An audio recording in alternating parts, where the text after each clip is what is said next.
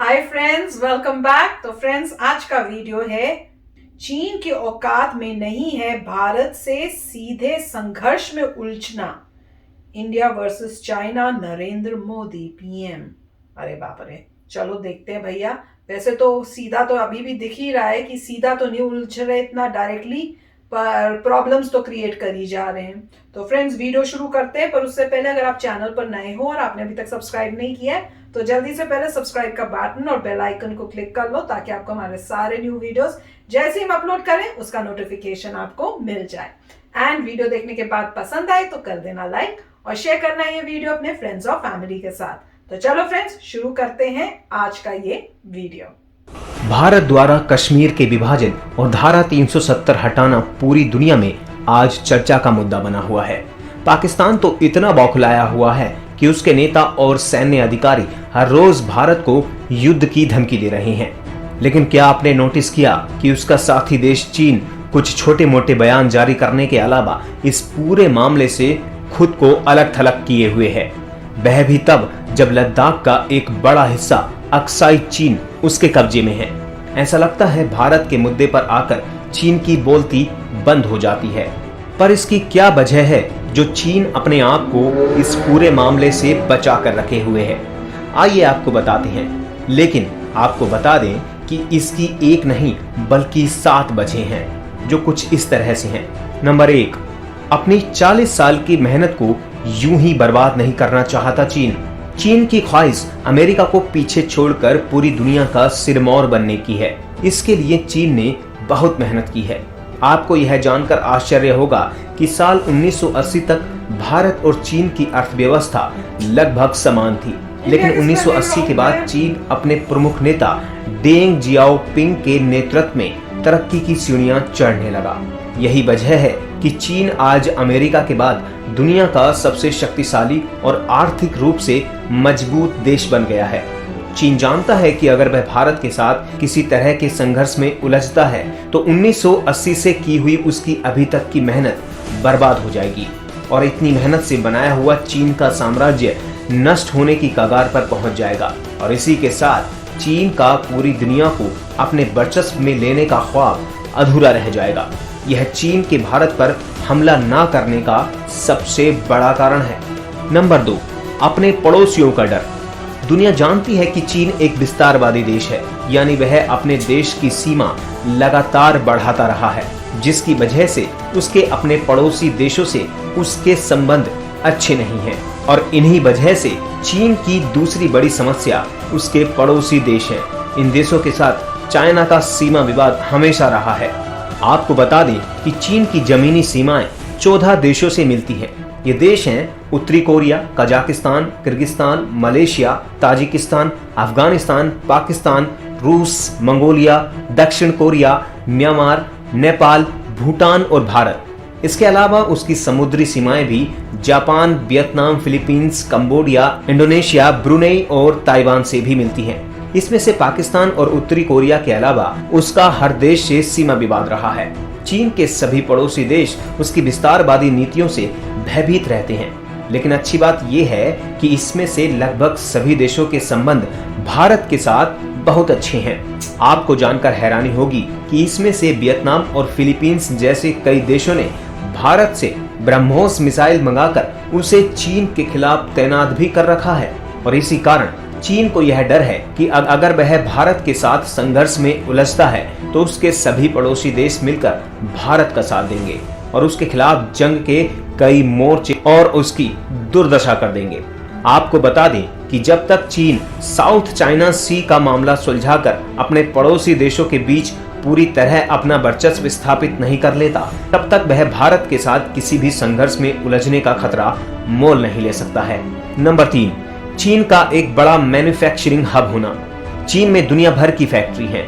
आप जानते हैं कि चीन एक बड़ा निर्यातक देश है, यानी ये अपने देश में बना माल भारी मात्रा में विदेशों में एक्सपोर्ट करता है और इसी वजह से उसे दुनिया भर में अपना माल खपाने के लिए बाजार चाहिए। चीन लगातार उत्पादन करता जा रहा है। उसे अपने माल बेचने के लिए हमेशा नए बाजारों की तलाश होती है और भारत आज दुनिया का सबसे बड़ा उभरता हुआ बाजार है। और चीन को भारत के बाजारों में असीम संभावनाएं नजर आती हैं। चीन भारत का दूसरा सबसे बड़ा व्यापारिक भागीदार है। भारत से साझेदारी करके चीन हर साल लाखों करोड़ युआन का मुनाफा कमाता है। युआन जो कि चीन की करेंसी है। अगर चीन भारत से किसी भी संघर्ष में उलझता है तो उसे इस बड़े मुनाफे से हाथ धोना पड़ जाएगा। यह एक बड़ा खतरा है जिसकी वजह से चीन भारत से संघर्ष में उलझना नहीं चाहता। भारत से व्यापारिक संबंध टूटना चीन बर्दाश्त नहीं कर सकता है। नंबर 4, भारत का लोकतांत्रिक देश होना। चीन की चौथी सबसे बड़ी समस्या है भारत का लोकतांत्रिक देश होना। अगर चीन भारत पर किसी तरह का हमला करता है तो यह एक तानाशाही मुल्क का एक लोकतांत्रिक देश पर हमला माना जाएगा, जिसकी वजह से दुनिया के सभी लोकतांत्रिक देश चीन के खिलाफ एकजुट हो सकते हैं और चीन दुनिया में अलग थलग पड़ सकता है। चीन को यह खतरा हमेशा सताता रहता है क्योंकि उसके यहाँ लोकतंत्र नहीं है, वहाँ सिर्फ एक पार्टी का शासन चलता है।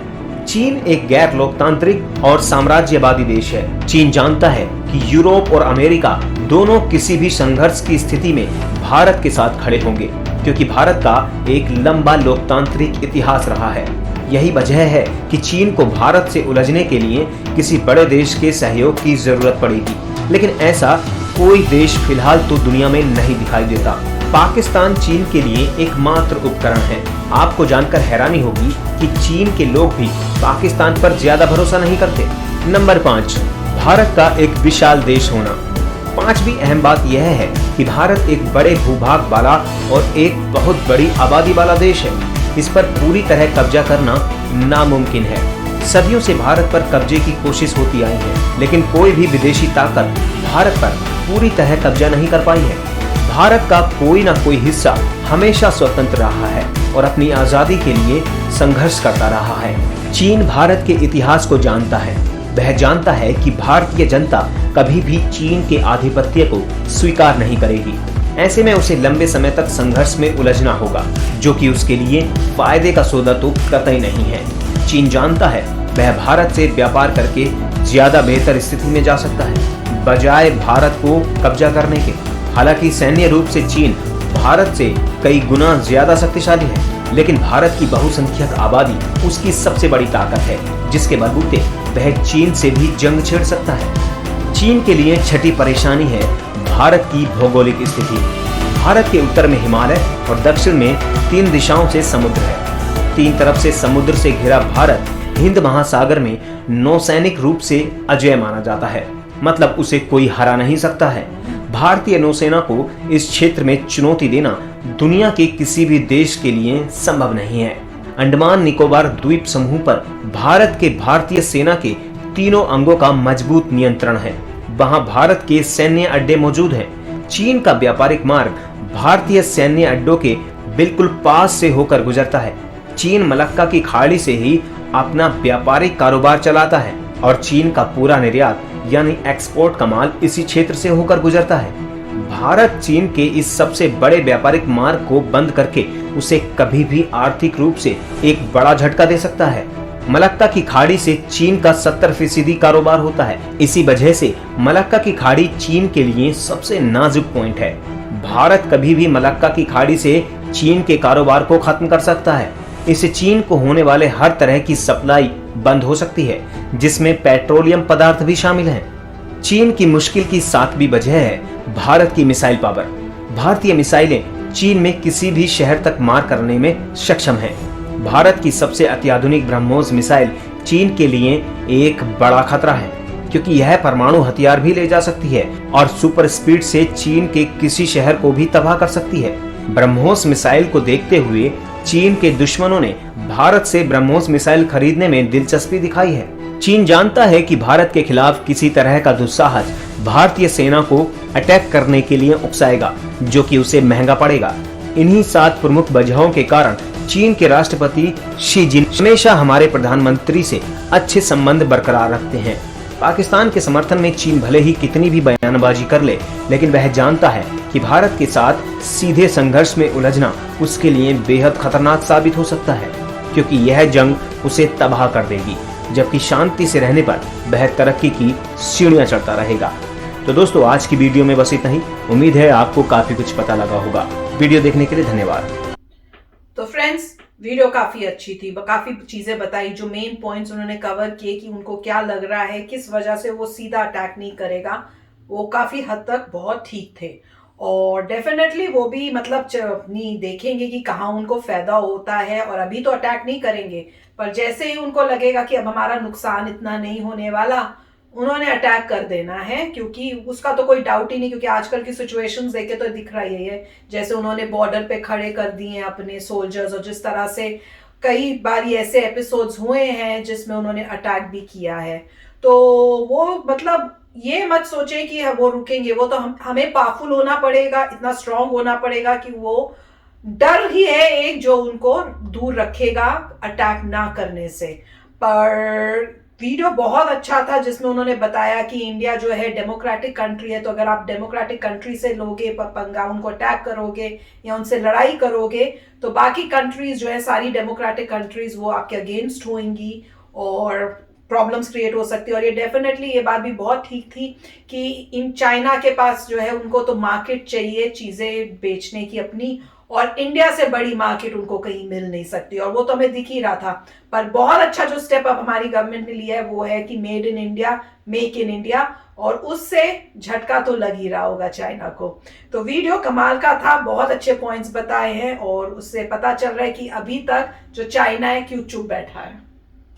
राइट, तो काफ़ी अच्छा वीडियो था। मुझे पता नहीं कितना पुराना वीडियो है, पर अभी आप देख रहे हैं ऑलरेडी कॉन्फ्रंटेशन हो चुका है गलवान वाली के वहाँ पे लद्दाख में।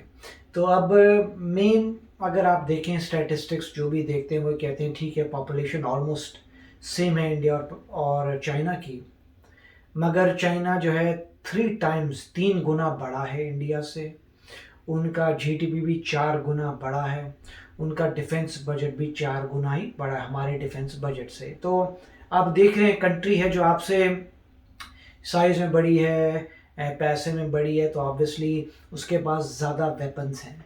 मगर इंडिया में अच्छी बात यह है कि इंडिया भी इतने नीचे नहीं है, वो 5th प्लेस पे। अगर आप मान लीजिए 2nd है तो इंडिया 5th है।